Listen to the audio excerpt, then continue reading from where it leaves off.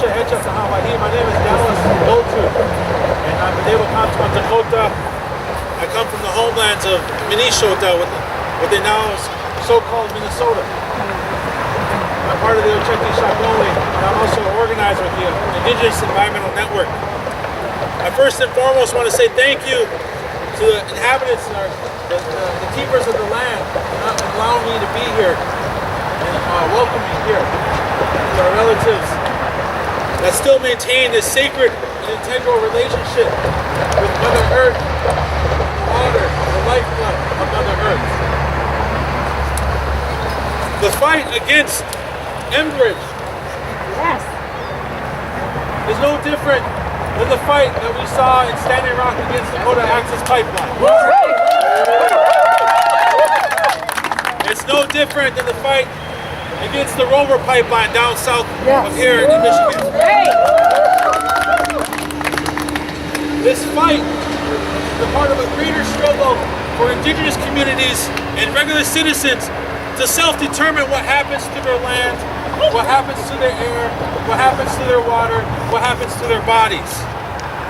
And it's time for us to stand up and say no more. It's time for us to decide what happens.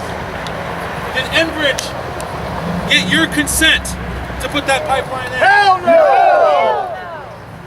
Did Enbridge get your consent to threaten your water? No! Did Enbridge get your consent to threaten your livelihood? No! Then Enbridge should not be here. I am inspired to the greatest degree, not only from what we saw in Standing Rock, but what we see here today, what we see all across Turtle Island, so-called North America. We see people, regular people, standing up and realizing the full capacity of their power as people, as citizens.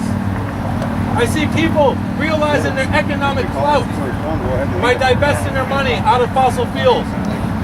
We see people realizing their power to go to their cities and their elected leaders saying, look, you need to divest from fossil fuels. We need this system to move towards renewable, sustainable energy. That's the power of this movement, and honestly, that's what terrifies the fossil fuel industry, and that's what terrifies Enbridge. Because what we're seeing right now, what we saw in Standing Rock, what we see in your faces right now, it's a battle of a story. It's a battle of narratives.